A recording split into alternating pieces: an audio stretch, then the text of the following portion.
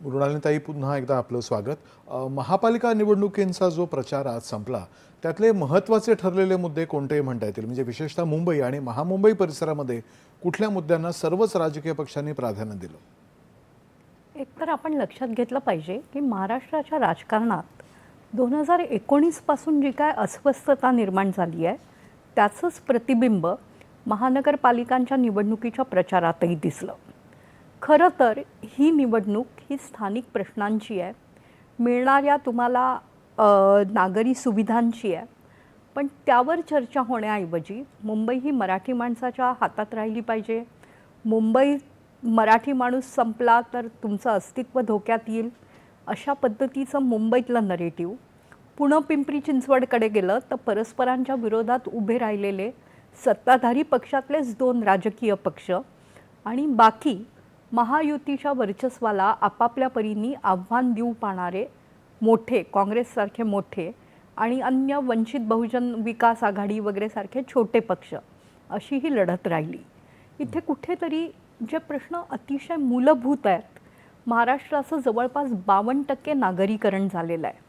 इथे जशा मुंबई, पुणे, पिंपरी चिंचवड, नागपूर, ठाणे, नवी मुंबई अशा मोठ्या महानगरपालिका आहेत, तशा छोट्या महानगरपालिकांमध्येही सोलापूर, परभणी, चंद्रपूर विकासाची दिशा काय असावी आणि ती दिशा ठरवणारे नगरसेवक कोण, याच्यावर जी काय चर्चा व्हायला हवी होती ती फार स्थानिक पातळीवर कदाचित मर्यादित राहिली असेल.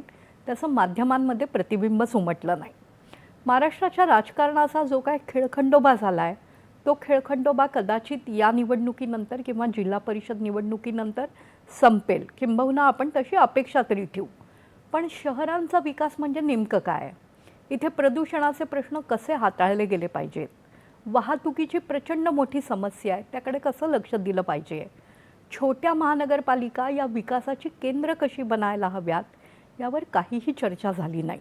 दुसरी गंमत अशी होऊन बसली आहे, गंमत म्हणजे ती विलापिक आहे एका अर्थाने, की सत्ताधारी पक्षातलेच तिन्ही जे भागीदार आहेत ते आपापली जागा वाढवायचा प्रयत्न करत आहेत. नगरपरिषद निवडणुकीतही तसंच झालं आणि आता महानगरपालिकेतही जिथे सोय आहे तिथे एकत्र लढायचं, जिथे आव्हान आहे तिथे एकत्र लढायचं. मुंबईत ठाकरे बंधूंचं आव्हान आहे का? मग चला शिंदे आणि फडणवीस एकत्र. नवी मुंबईमध्ये मात्र आमचं वर्चस्व आम्हाला सिद्ध करायचं आहे, मग शिंदे गणेश नाईक सामना सुरू.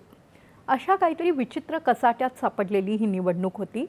पुणे आणि पिंपरी चिंचवड यातला सर्वात आश्चर्यकारक धक्कादायी घटक होता, ज्यात अजितदादा पवार यांनी सिंचन घोटाळ्यापासून सगळं काढलं.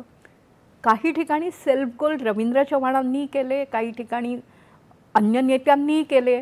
कुठेतरी विलासराव देशमुखांचं नाव घेतलं गेलं, ते काय करतात हा मुद्दा आणला गेला. फक्त त्यातल्या त्यात समाधानाची बाब एकच राहिली, निदान सत्ताधारी महायुतींनी विकासाच्या मुद्द्यावर मतं द्या असा प्रचार तरी केला. ते खरंच विकास करतायत का? तो विकासाच महाराष्ट्राला पुढे नेईल का? याबद्दल चर्चा होऊ शकते. पण कोणत्याही भावनिक मुद्द्यांमध्ये न अडकता विकासावर भर देणं हे एक बरं झालं. कालच्या फडणवीसांच्या सभेतल्या भाषणाचा मी विशेष उल्लेख करीन. रोजगारासाठी गुंतवणूक आवश्यक आहे, त्यासाठी उद्योगपतींचं पारदर्शी प्रक्रियेमध्ये स्वागत केलं जाईल असं विधान त्यांनी निसंदिग्धपणे केलं. याबद्दल कोणत्याही राज्यकर्त्याचं अभिनंदनच करायला पाहिजे. कुठेतरी समाजवादाचा आव आणून भांडवलशाहीचं समर्थन न करता शिंदे पण थेट बोलले आणि फडणवीस पण थेट बोलले. पण अशा प्रकारची गुंतवणूक आणि राज ठाकरेंनी जो मुद्दा उपस्थित केलेला आहे की ती केवळ काही उद्योगपतींच्या माध्यमातून व्हावी का, या विषयांवर चर्चा होऊ शकली तर महाराष्ट्राचं भलं होईल. महाराष्ट्रातली जनता या प्रचारात फारशी सहभागी पण झाली नाही. दुरून कुठून तरी या सगळ्या यात्रा, प्रचार फेऱ्या, सभा पाहिल्या जात होत्या. कदाचित महाराष्ट्राच्या राजकारणाचा जनतेला वीट आला आहे. ते थांबून या महानगरपालिका आणि जिल्हा परिषद निवडणुकांनंतर खरी प्रगती कशी असते याचं मॉडेल पुढे आणलं जाईल अशी अपेक्षा करायला हरकत नाही. खरं मिलिंदजी